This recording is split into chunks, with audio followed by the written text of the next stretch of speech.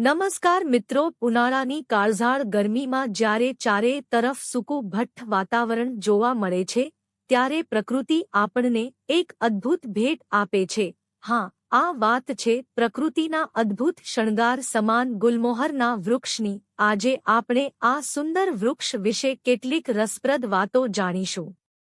ગુલમોહરને વનસ્પતિશાસ્ત્રની ભાષામાં ડેલોનિક્સ રેજિયા આવે છે. અંગ્રેજીમાં તેને રોયલ પોઇન્સિયાના અથવા ફ્લેમ ઓફ ધ ફોરેસ્ટ એટલે કે જંગલની જ્વાળા તરીકે પણ ઓળખવામાં આવે છે.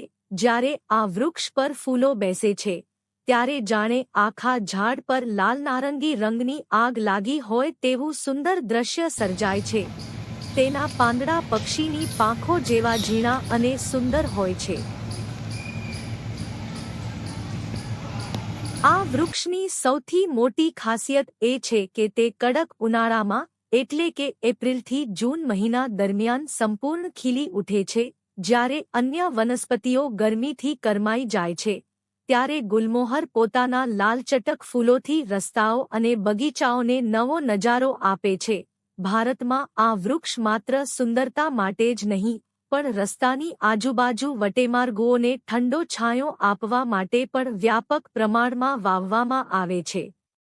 મિત્રો, ગુલમોહર માત્ર દેખાવમાં જ સુંદર નથી પરંતુ આયુર્વેદમાં પણ તેનું વિશેષ મહત્વ છે. તેના ફૂલો, પાંદડા અને છાલનો ઉપયોગ પરંપરાગત દવાઓમાં સોજો ઓછો કરવા અને ત્વચાના કેટલાક રોગોની સારવારમાં કરવામાં આવે છે. આ ઉપરાંત પક્ષીઓ અને ખિસકોલીઓ માટે આ વૃક્ષ એક ઉત્તમ આશ્રયસ્થાન પૂરું પાડે છે. તમને પ્રકૃતિની આ સુંદર માહિતી ગમી હોય તો વિડિયોને લાઇક અને શેર જરૂર કરજો અને આપણી ચેનલને સબસ્ક્રાઇબ કરવાનું ભૂલતા નહીં. ધન્યવાદ.